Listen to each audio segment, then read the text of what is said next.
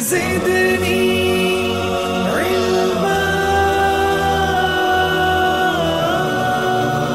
अस्सलाम वालेकुम व्यूअर्स, कैसे हैं आप? आई होप कि आप सब खैरियत से होंगे। मेरी दुआ है कि आप सब खुश रहें, आबाद रहें। तो व्यूअर्स, ये वीडियो आपके लिए बहुत अमेजिंग होने वाली है, बहुत इंपॉर्टेंट है आप लोगों के लिए, क्योंकि आप में से बहुत से लोग ये कमेंट करते हैं कि हमें एक ऐसा सोल्यूशन बताएं जिसमें हमारी बैटरीज़ का ख़र्चा ना हो, यानी हमें बैटरीज़ ना लगानी पड़े। हर ऐसा कोई MPPT बता दें कि बैटरी ना लगे, ऐसा कोई सोल्यूशन बता दें कि बैटरी ना लगे। ये मैं कई दिनों से सुन रहा हूँ कि बैटरी लेस सोल्यूशन बता दें, बैटरी का ख़र्चा हर साल ना करना पड़े। और दूसरा एक ये कि बाज़ जगह ऐसी हैं जहाँ पे जो है वो वापडा की सहूलत मौजूद नहीं है, यानी ग्रिड नहीं है, 220 वोल्ट अवेलेबल नहीं है। तो व्यूअर्स, मैं आपको एक ऐसा सोल्यूशन बताऊंगा जो कि ऑफ ग्रिड सोल्यूशन है। इसमें ना आपको बैटरी की ज़रूरत है और इसमें ना ही आपको वापडा की ज़रूरत है। आपने सिर्फ सोलर पैनल लगाने हैं और जो चीज़ मैं बताऊंगा आपने वो लगानी है और आपने डायरेक्ट उससे एनर्जी यूटिलाइज़ करनी है। चैनल पे नए हैं तो चैनल को ज़रूर सब्सक्राइब कीजिएगा, वीडियो को ज़रूर लाइक करें, शेयर करें। तो चलिए शुरू करते हैं। तो व्यूअर्स, वो ऐसी क्या चीज़ है जो मैं आपको बताने वाला हूँ इस वीडियो में, तो वो है ज़्यूनिक का 3.2 kVA का मैक्स सीरीज़ का इन्वर्टर। यानी कि आपको पता है कि जो सोलर इन्वर्टर होता है वो कम्बिनेशन होता है MPPT का और इन्वर्टर का। अगर आपने AC लोड चलाना हो तो आप इन्वर्टर का इस्तेमाल करते हैं या UPS का इस्तेमाल करते हैं, लेकिन UPS आपका हैवी लोड नहीं चला सकता। यानी UPS आपका फॉर एग्ज़ाम्पल मोटर नहीं चला सकता, UPS आपका जो है वो आमतौर पे फ्रिज भी नहीं चलाता, ठीक है। इसके अलावा UPS आपका हैवी लोड में काफ़ी चीज़ें हैं जो UPS पे आप नहीं डाल सकते। मिसाल के तौर पर मोटर है, फ्रिज है, AC है, ये सारी चीज़ें आप, या ड्रिल मशीन है, इस तरह के हैवी लोड्स आप कभी भी UPS पे नहीं डालते। UPS पे सिर्फ फ़ैन, लाइट और मैक्सिमम आपका कोई लैपटॉप चार्जिंग हो जाए, वो भी मुश्किल से होती है। अगर 2 बैटरीज़ हो तब जाके ये छोटा मोटा हैवी लोड चल जाता है, वरना UPS सिर्फ पंखे और लाइटों के लिए आम तौर पे घरों में इस्तेमाल किया जाता है, क्योंकि UPS ज़्यादा लोड बर्दाश्त नहीं कर सकता, AC लोड। तो आपको मैं एक ऐसा सोल्यूशन दे रहा हूँ, एक ऐसा इन्वर्टर दे रहा हूँ जो कि एक रीज़नेबल प्राइस में भी है, और इसके अलावा जो है आपका बैटरी का जो झंझट है ख़रीदने का कि जी हर 2 साल के बाद बैटरी चेंज करो, बैटरी की वारंटी 6 माह होती है उसके बाद, लेकिन बैटरी जो है वो किस्मत से साल भी चल जाती है, कभी 2 साल चल जाती है, कभी 3 साल चल जाती है। लेकिन जिस सोल्यूशन की मैं बात कर रहा हूँ इसमें बैटरी की ज़रूरत ही नहीं है। आप बैटरी ना लगाएं, सिर्फ सोलर पैनल लगाएं। जो सोलर इन्वर्टर मैं बताऊंगा एक रीज़नेबल प्राइस में है, सिर्फ वो लगाएं और डायरेक्टली अपने घर का AC लोड चलाएं। अब AC लोड कौन सा चलाएं? आप क्या सोच रहे हैं, सिर्फ पंखे लाइटें? नो, आप पंखे चला सकते हैं, लाइट्स चला सकते हैं, आप AC चला सकते हैं। 1.5 टन का भी AC उसके साथ चल सकता है। इसके साथ आप फ्रिज चला सकते हैं, LED TV चला सकते हैं, ड्रिल मशीन चला सकते हैं, ये सारा का सारा लोड पे चल सकता है। लेकिन ये याद रखिएगा कि चूँकि आप इसको बगैर बैटरी चला रहे हैं तो एक वक्त में हैवी लोड आपने एक डालना है। पंखे लाइट्स आप चाहे पूरा दिन डे टाइम चलाते रहें, वो इशू नहीं है, लेकिन उसके साथ जो आपने हैवी लोड चलाना है, यानी जैसे AC हो गया, DC इन्वर्टर AC 1.5 टन का अगर आप चला रहे हैं तो उस वक्त आप जो है वो दूसरा लोड बंद रखेंगे। यानी कि अगर आप इन्वर्टर जो है वो उसको आपने सेफली यूज़ करना है, क्योंकि बैटरी नहीं है। अगर बैटरी की सपोर्ट हो तो फिर तो 2 हैवी लोड भी चलाएं तो इशू नहीं हो। आपने थोड़ा सा जो है वो मैनेज करके चलना है, हैवी लोड एक वक्त में एक डालना है, क्योंकि बैटरी की सपोर्ट नहीं है। अच्छा, अब मैं बताता हूँ कि वो इन्वर्टर जो है वो कैसे काम करेगा, वो इन्वर्टर की प्राइस के ऊपर भी बात करेंगे, ये सारी चीज़ें डिस्कस करेंगे। तो सबसे पहले तो मैं आपको बताता हूँ उसके साथ कौन कौन से पैनल्स लगाए जा सकते हैं और कैसे हम उससे, और कितनी आउटपुट वो हमें देगा। ये बहुत इंपॉर्टेंट है, मोस्ट इंपॉर्टेंट, वो कितनी आउटपुट हमें देगा। तो जी ये इन्वर्टर है, ज़्यूनिक कंपनी का इन्वर्टर है और ये है 3.2 kVA का। अच्छा, kVA और किलोवाट में और kVA में फ़र्क होता है। जब कंपनी लिखती है ना 3.2 kVA तो आप उसका 90% निकाल लिया करें, ठीक है। इसका 90% बनता है 2.8 किलोवाट। अब ये बात जब इन्वर्टर कोई सेल कर रहा होगा ना तो ये आपको ये ना, शायद उसको भी ना पता हो, अगर पता होगा तब भी आपको ये बात कोई नहीं बताएगा, क्योंकि kVA जो है और किलोवाट जो है ये अपेरेंट पावर है और ये रियल पावर है, ठीक है। ये अपेरेंट पावर होती है, ये रियल पावर होती है। रियल पावर वो होती है जो एक्चुअली वो दे सकता है, ठीक है। तो 2800 वाट मतलब इसका निकलता है। अगर 0.9 हम लेते हैं पावर फैक्टर अगर 9 लेते हैं तो, लेकिन याद रखें कि विदाउट बैटरी अगर आप इस इन्वर्टर को यूज़ कर रहे हैं तो ये मैक्सिमम जो इसके ऊपर आप लोड डाल सकते हैं, ये बात बहुत इंपॉर्टेंट है। क्योंकि हम परचेज़ तो आपने कर लिया, हर बंदे ने पढ़ा जी कि ठीक है मैंने मैक्स सीरीज़ का येलो कलर में 3.2 kVA कन्वर्टर परचेज़ कर लिया है, मैं डायरेक्टली सोलर लगाऊंगा और इसके साथ 3 किलोवाट का लोड चला सकता हूँ, क्योंकि उसके ऊपर 3.2 लिखा हुआ है। हर बंदे के ज़हन में ये आएगा, नहीं ऐसा नहीं है, 3.2 किलोवाट का कोई लोड आप नहीं चला सकते इसके ऊपर। अगर आप बगैर बैटरी के आप इस इन्वर्टर को यूज़ कर रहे हैं तो आपका लोड 2400 से लेकर 2500 वाट के अंदर अंदर होना चाहिए if you are using without battery. याद रखें, बैटरीज के बगैर अगर आपने लोड इससे इन्हेंस किया, इससे ज़्यादा बढ़ाया, तो वो बीप देगा और इन्वर्टर ट्रिप हो जाएगा, लोड ऑफ हो जाएगा। राइट, इस बात को अपने ज़हन में रखना है। तो 2400 से 2500 वाट, क्योंकि विदाउट बैटरी आप यूज़ कर रहे हैं, बैटरी का ख़र्चा आपने बचा लिया है, अब इन्वर्टर को भी बचा के रखना है। ऐसा ना हो कि बैटरी का ख़र्चा बचाते बचाते इन्वर्टर को भी अल्लाह को प्यारा हो जाए। आप लोड ज़्यादा डालेंगे तो ज़ाहिर है कुछ ना कुछ तो होगा, तो आप ना डालें, ऐसा ना करें। तो 2400 से 2500 वाट जो है वो इसके ऊपर लोड डालें, आप ज़हन में रखें। अगर आप इस पर 1.5 टन का इन्वर्टर चलाते हैं तो 1.5 टन का इन्वर्टर कितने लेता है जनाब? 1500 वाट ले लेता है। फिर भी आपके पास तकरीबन 900 या 1000 वाट के करीब बचती है कैपेसिटी। अगर 900 वाट भी ले लें तो 900 वाट में आप आराम से 4-5 पंखे घर के और 8-10 लाइट्स घर की, इसके साथ एक वॉशिंग मशीन भी आप चला सकते हैं। राइट, यानी कि पंखे, लाइटें, और अगर आपका कोई छोटा फ्रिज है बिल्कुल जो कम वाट्स लेता है, यानी कि जिस तरह डीसी इन्वर्टर फ्रिज होता है जो कम वाट्स ले रहा होता है, 150 वाट के करीब ले रहा होता है, वो भी आप इसके ऊपर चला सकेंगे। राइट, लोड आपने मैनेज खुद करना है, ठीक है, कौन सी चीज़, क्योंकि जब देखें आपको थोड़ा लोड का आइडिया होना चाहिए कि कितने, ये जो मैं घर में चीज़ ऑन कर रहा हूँ या यूज़ कर रहा हूँ, ये कितने वाट्स लेती है। जब इसको आपको सीखना पड़ेगा। अब बिजली एक्सपेंसिव हो गई है, इलेक्ट्रिसिटी एक्सपेंसिव हो गई है, महंगी हो गई है। अब हर बंदे को इस चीज़ का पता होना चाहिए कि ये जो चीज़ मैं ऑन कर रहा हूँ घर में कितने वाट्स लेती है। अगर पहले नहीं पता था तो अब सीखना पड़ेगा, क्योंकि अब बिजली के बिल बहुत ज़्यादा आ रहे हैं। अब आपके जहन में आएगा जी इसकी पीवी कैपेसिटी कितनी है। जी इसकी पीवी कैपेसिटी 4200 वाट है, मतलब 4200 वाट तक के पैनल आप इसमें लगा सकते हैं। अब आपको पता है कि अगर आप ज़्यादातर लोग 550 वाट के पैनल लगा रहे हो, अगर 550 वाट के पैनल लगा रहे हैं तो 550 वाट के ऑपरेटिंग वोल्टेज कितने होते हैं जब सर्किट में कनेक्ट हो जाता है? 41 वोल्ट।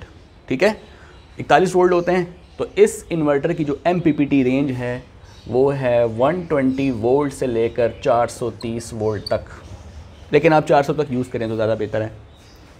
तो 120 वोल्ट लाजमी चाहिए इसको ट्रिगर करने के लिए। तो 120 पहुंचने का मतलब ये हुआ, आप सोच रहे होंगे 3 लगा लेंगे। नहीं, 3 नहीं लगाएंगे, 3 नहीं लगाएंगे, क्योंकि अगर 3 लगाएंगे तो ये 123 वोल्ट बनेंगे, और अगर ज़रा सा वेदर आगे पीछे हुआ तो इन्वर्टर बंद हो जाएगा।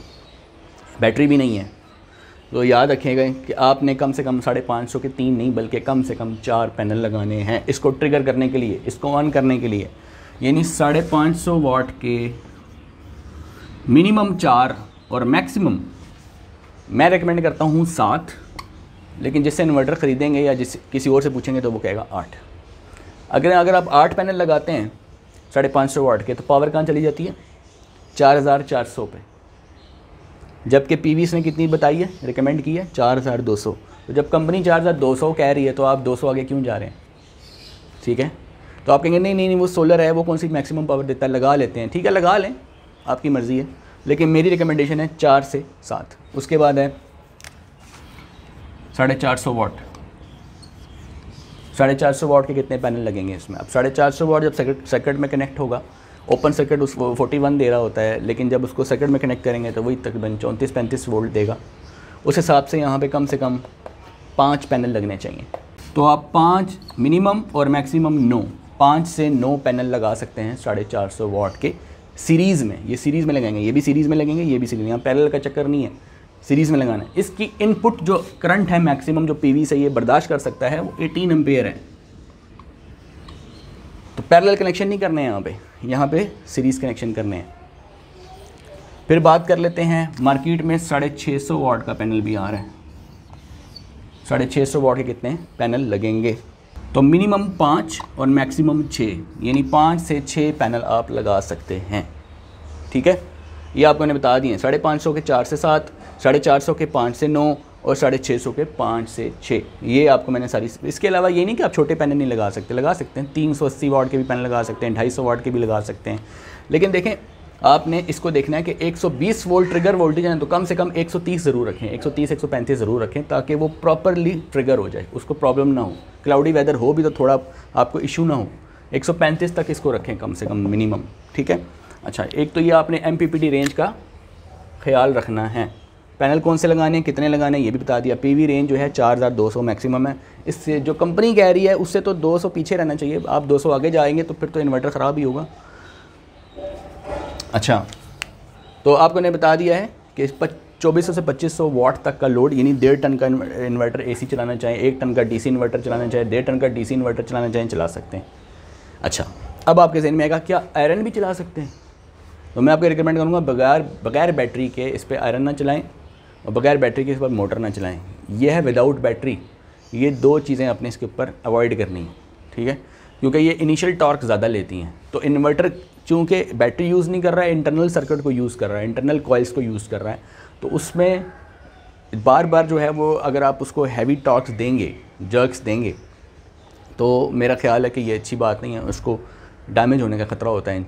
तो मेरा ख़्याल है बग़ैर बैटरी के मेरी रिकमेंडेशन ये है कि आप मोटर और इस्त्री ये बग़ैर बैटरी के इस्तेमाल ना करें। जब बैटरी नहीं इस्तेमाल करनी, 1.5 टन का AC इस्तेमाल करें, कोई मसला नहीं है। 1 टन का AC यूज़ करें, DC इन्वर्टर की बात कर रहा हूँ, यूज़ करें, कोई इशू नहीं है। पंखे चलाएं, लाइट चलाएं, घर में LED TV चलाएं, ड्रिल मशीन चलाएं, कोई इशू नहीं है, ठीक है। घर की बॉस और वॉशिंग मशीन है वो चला सकते हैं, कितनी सारी अप्लायंसेस होती हैं वो चला सकते हैं, लेकिन इन 2 चीज़ों का आपने ख्याल रखना है, विदाउट बैटरी आपने अवॉइड करना है। अच्छा जी, इसके बाद अब बात करते हैं, ठीक है, पैनल्स तो आपने बता दिए ये चल सकते हैं, बैटरी हम लगा ही नहीं रहे, ये इसकी PV इसकी रेंज है, विदाउट बैटरी इतना लोड उठा सकता है, ये इसका है। अब प्राइस के बारे में एंड में बात करूँगा और भी कुछ बातें बताऊँगा आपको। अब सवाल है कि क्या लिथियम आयन बैटरी से लग सकती है, क्योंकि लिथियम आयन बैटरी तो 24 वोल्ट में भी आती है, ठीक है। अब ये 24 वोल्ट का सिस्टम, अगर आपने इसके साथ बैटरी लगानी है ना, तो आप 12 वोल्ट की 2 लगाएंगे या 24 वोल्ट की 1 लगाएंगे। अब सवाल है कि लिथियम आयन लग सकती है? हाँ जी, लिथियम आयन लग सकती है 24 वोल्ट में, बिल्कुल लिथियम आयन आप 24 वोल्ट की बैटरी से लगा सकते हैं। ये inverter lithium ion battery supported है। एक और क्वेश्चन, क्योंकि ये ऑफ ग्रिड इन्वर्टर है, पता है ऑफ ग्रिड का मतलब क्या होता है? ऑफ ग्रिड का मतलब है जहाँ वापडा मौजूद नहीं है, यानी आप 220 वोल्ट्स वापडा नहीं है मौजूद या आप इस्तेमाल नहीं करना चाहते, बात तो एक ही है ना, यानी आप वापडा की इनपुट इसको नहीं देना चाहते। बस आप चाहते हैं कि मैं अपने पैनल लगाऊं और सेपरेटली अपना सिस्टम जो है घर का रन करूं। मैं वापडा पे डिपेंडेंट होना ही चाहता, वापडा की फेज़ न्यूट्रल लेना ही चाहता, क्योंकि अगर मैं वो फेज़ न्यूट्रल इस्तेमाल करूँगा तो मेरा बिजली का बिल आने का खदशा है, लिहाजा मैं नहीं यूज़ करना चाहता, ठीक है। इसे कहते हैं ऑफ ग्रिड इन्वर्टर। तो ऑफ ग्रिड इन्वर्टर आजकल के हिसाब से सबसे बेहतरीन इसलिए होता है कि आपको ये खदशा नहीं रहता कि आप वापडा को इस्तेमाल कर रहे हैं, ठीक है, या वापडा आपको इस्तेमाल कर रहे हैं, जो भी आप कह लें। अच्छा, ये है कि ज़्यूनिक का अगर आप मैक्स सीरीज़ का ये इन्वर्टर लगाते हैं तो आपने इन्वर्टर जब आप लगाएंगे ना तो इसके बिल्कुल सेफ्टी का ख्याल रखना है कि इसकी जो वैसे तो इसके अंदर बिल्ट इन भी प्रोटेक्शंस होती हैं, लेकिन आपने ब्रेकर्स का इस्तेमाल लाजमी करना होता है, यानी कि जो सोलर पैनल से जो आपके आ रहे हैं PV वोल्टेज, वहाँ पे भी ब्रेकर लगाना होता है। अगर आप बैटरी का इस्तेमाल कर रहे हैं तब भी वहाँ भी ब्रेकर लगाना होता है, अगर नहीं कर रहे तो ठीक है, ब्रेकर सिर्फ वो वहाँ लगाएं जहाँ से PV की इनपुट आ रही है, ठीक है। तो ब्रेकर्स का इस्तेमाल लाजमी करें, सेफ्टी का इस्तेमाल लाजमी, सेफ्टी का ध्यान ज़रूर रखें। एक क्वेश्चन और ज़हन में आता है कि ये प्योर साइन वेव है कि नहीं? बिल्कुल प्योर साइन वेव है। प्योर साइन वेव का ये मतलब होता है कि वो उसकी इतनी रिफाइंड फॉर्म में 220 वोल्ट्स आपको बना के दे रहा है कि वो आपके घर की जो अप्लायंसेस उसको बिल्कुल ख़राब नहीं कर रहा, जैसे पंखों में से आवाज़ें नहीं आ रही या लाइट्स जो हैं उनको जल्दी ख़राब नहीं कर रहा है। तो मॉडिफाइड जब साइन वेव नहीं होती ना, प्योर साइन वेव ये होती है, देखें ये होती है sine wave, this is sine wave. अगर 220 वोल्ट्स की साइन वेव इस टाइप की हो, बिल्कुल क्लीन हो, नीट एंड क्लीन हो, इसे कहते हैं प्योर साइन वेव, ठीक है। इस तरह की कोई चीज़ जब होती है ना तो आपके घर जो अप्लायंसेस होती है उसको ख़राब नहीं होने देती, प्योर साइन वेव। और अगर वो मॉडिफाइड हो, यानी कि वो प्योर साइन वेव नहीं है, थोड़ा सा उसमें यूँ फ़र्क आ रहा है, थोड़ा सा फ़र्क आ रहा है यूँ, तो अब ये चीज़ जो है आपके पंखों को, लाइट्स को, LED बल्ब्स को ख़राब, ये और घर की जो अप्लायंसेस हैं उनको ख़राब करने का खदशा होता है, ठीक है। अब आप समझ गए प्योर साइन वेव, तो ये बिल्कुल प्योर साइन वेव इन्वर्टर है। नेक्स्ट क्वेश्चन ये है कि क्या ये ऑन ग्रिड इन्वर्टर के तौर पे भी यूज़ हो सकता है, यानी इसके साथ हम कोई वापडा का मीटर लगा के बाई मीट, जिससे आप ग्रीन मीटर कहते हैं, ग्रीन मीटर हम लगा सकते हैं, क्या बाई डायरेक्शनल मीटर लगा के वापडा को एनर्जी दे सकते हैं? नहीं, ये ऑन ग्रिड इन्वर्टर नहीं है, इसमें ऑन ग्रिड का कोई ऑप्शन नहीं है, ये ऑफ ग्रिड इन्वर्टर है। ओके, नेक्स्ट क्वेश्चन ये है कि क्या इसके साथ वाईफाई लगा सकते हैं, यानी कि आप ऐप करके और देखना चाहते हैं कि कितनी एनर्जी बन रही है, कितनी कंज्यूम हो रही है? बिल्कुल, इसमें बिल्ट इन जो है वो वाईफाई डोंगल नहीं होती, बिल्ट इन इसमें वाईफाई की डिवाइस नहीं होती, लेकिन उसमें ऑप्शन होता है, आप एक्सटर्नल परचेज करके इसमें लगा सकते हैं। ठीक है जी, नेक्स्ट क्वेश्चन आपके जहन में आएगा कि एक दिन में अगर हम कितने यूनिट्स तकरीबन जनरेट कर सकते हैं मैक्सिमम इस इन्वर्टर से। तो इस इन्वर्टर से जो कंपनी कहती है 12 यूनिट एक दिन में बना सकते हैं, यानी 350 यूनिट के करीब आप एक महीने में इससे लेस बना सकते हैं इस इन्वर्टर से। फिर एक क्वेश्चन आता है कि जो इसके अंदर MPPT लगा है, क्योंकि हम आपको हमेशा ये बताते हैं कि जो इन्वर्टर होता है वो तो कम्बिनेशन होता है MPPT का प्लस इन्वर्टर का, ये दोनों चीज़ें इसमें होती हैं। तो इसमें MPPT कितने एम्पेयर का लगा होता है इस 3 किलोवाट में? तो इसमें 100 एम्पेयर का MPPT लगा होता है, और ये जो इन्वर्टर है ये प्योर साइन वेव आगे से दे रहा है, राइट। क्लियर हो गई बात। ये जो मैंने निकाला ना कि 2400-2500 वाट से ज़्यादा लोड ना डालें, ठीक है, ये मैंने कैसे निकाला, ये मुझे कैसे पता चल गया 2400-2500 वाट से ज़्यादा आप लोड ना डालें? एक तो ये फिजिकली टेस्ट हुआ है, प्रैक्टिकली टेस्टेड है, और दूसरा मैं आपको कैलकुलेशन में भी करके दिखाता हूँ। ठीक है, टेस्टेड तो ठीक है, बहुत सारी वीडियोज़ इसके ऊपर यूट्यूब पर बनी हुई हैं, लोगों ने टेस्ट किया हुआ है। 2400-2500 ज़्यादा विदाउट बैटरी काम नहीं करता, नहीं उठाता, लोगों ने टेस्ट किया हुआ है बाकायदा, इसके ऊपर वीडियोज़ हैं इसके ऊपर, राइट। लेकिन कैलकुलेशन मैं आपको करके देता हूँ कि कैसे। सपोज़ करें कि आपने 450 वाट्स के 9 पैनल्स का इस्तेमाल किया, तो 450 वाट के अगर 9 यूज़ करें, 415 × 9 करें तो आया 4050, यानी इसकी कितनी थी कैपेसिटी PV 4200, यानी 4200 तक आप लगा सकते थे। तो आपने 450 के कितने लगाए? 9, तो कितने वाट्स बने? 4050, जो कि इससे थोड़े से कम है, यानी हम सेफ्टी का भी ख्याल रख रहे हैं, ठीक है, इससे कम है। सपोज़ करें कि यहाँ पे हम वेदर का लॉस माइनस करके एवरेज पावर हम ले लेते हैं, 4050 नहीं है, फ़र्ज़ करो कि वो तकरीबन 3800 या 3700 के करीब है, ठीक है। करंट पूरा तो नहीं आ रहा होता ना हर वक्त ऊपर से, तो करंट अगर पूरा ना आ रहा हो तो तकरीबन इतने लगाएंगे, तो तकरीबन सबको इतने आ रहे हैं। अब इसमें सोलर इन्वर्टर में 2 चीज़ें होती हैं, आपको पता है, एक उसमें MPPT होता है और एक उसमें इन्वर्टर होता है। अगर ये 10% लॉस करेगा नहीं, तो इसमें से 10% माइनस करेंगे, तो आप इसका 10% निकालेंगे 3700 का, तो वो बनता है 370। तो आप 3700 में से 370 माइनस कर देंगे तो आगे बढ़ेगा 10,330। ये है जी MPPT से गुजरने के बाद, यानी ये लॉस माइनस करने के बाद आपको ये वाली पावर मिलेगी, ठीक है। लेकिन अभी भी आपने इन्वर्ट नहीं किया इसको। ये इन्वर्टर अगर हम 70% इफिशिएंट हो, 70% मल्टीप्लाई बाय 3330, तो आपको देता है 2331 वाट्स। और मैंने आपको कितना कहा है? 2400 वाट या मैक्सिमम 24 से 2500 वाट से आपने आगे नहीं जाना। अगर हम इसको 70% इफिशिएंट मानते हैं तो हमारी पावर आती है 2331, यानी विदाउट बैटरी हमें 2331 वाट से आगे नहीं जाना चाहिए, 2300 वाट से आगे नहीं जाना चाहिए। अगर ये 75% है तो 0.75 × 3330, तो हमारे पास आंसर आएगा 2497, यानी 2500, ठीक है। अगर ये 75% एफिशिएंट है तो हमारी वैल्यू आती है 2500 वाट के करीब तकरीबन। तो आप यहाँ से अंदाज़ा लगा लें कि जब आपने इस इन्वर्टर को, सोलर इन्वर्टर के ऊपर फिज़िकली जब लोड डाल के टेस्ट किया, लोगों ने टेस्ट किया, तो 2400-2500 ज़्यादा ये बर्दाश्त नहीं किया बग़ैर बैटरी के, 2400-2500 ज़्यादा ये उसने इसको नहीं पिक किया। इसका मतलब ये हुआ कि ये जो हम कैलकुलेशन कर रहे हैं ये बिल्कुल दुरुस्त है, क्योंकि हमारी कैलकुलेशन जो है वो बिल्कुल जो फिज़िकली जो हो रहा है उसके मुताबिक है, ठीक है। यानी हमारा आंसर भी तकरीबन 2300 से 25 को बीच में कहीं आ रहा है, और प्रैक्टिकली जब चेक किया तब भी यही हो रहा है, 2400 से 2500, राइट। इसका मतलब है कि ये एक्चुअली हो रहा है, ये मैथमेटिकली आपको पता होना चाहिए कि इन्वर्टर एक्चुअली कर क्या रहा है, ठीक है। तो हमने उसको कोई वापडा नहीं दी, हमने उसको कोई बैटरी नहीं दी, और वो हमारे लिए इतना लोड मैनेज कर रहा है। अब आप चाहे 450 के 9 लगाएं, चाहे 550 के 7 लगाएं, 8 तक लोग लगा रहे हैं, ठीक है।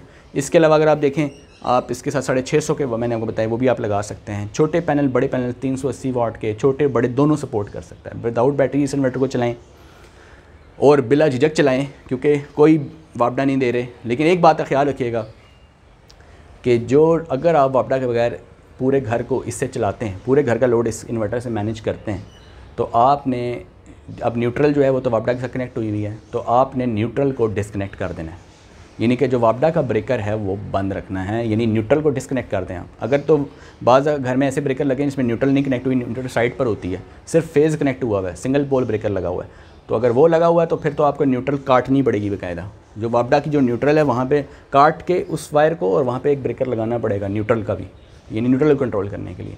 जब आप ये लोड ऑन करें, यानी इसको इससे चलाएं, तो आपकी जो रिवर्स करंट है वो न्यूट्रल के बजाय वापडा के मीटर में नहीं जानी चाहिए, वरना बिजली का बिल फिर आएगा।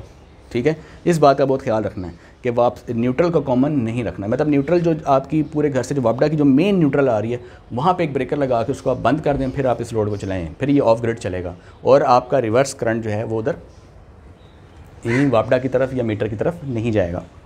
तो व्यूअर्स अब बात कर लेते हैं प्राइस की। प्राइस इसकी बहुत रीज़नेबल है। देखें, अगर आप बैटरी इस्तेमाल करते हैं टॉल ट्यूबुलर तो वो भी आपको 60-70 हज़ार की मिलती है, फिर वो बैटरी हर 2 साल बाद आपको चेंज करनी पड़ती है।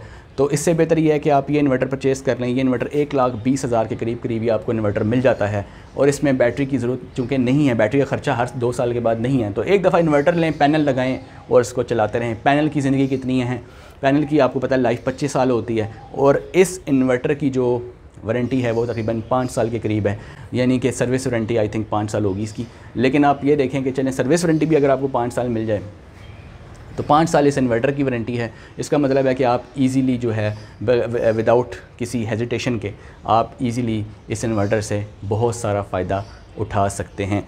आई होप कि आपको इस वीडियो में बहुत सारी मालूमात मिली होगी और आपके बहुत काम की वीडियो होगी। और अगर आप चैनल पे नए हैं, चैनल को ज़रूर सब्सक्राइब करें, वीडियो को दूसरों के साथ ज़रूर शेयर करें ताकि ये जो नॉलेज है ये एक आम इंसान तक पहुंच सके। तो मिलते हैं नेक्स्ट वीडियो में, तब तक के लिए अल्लाह हाफ़िज़।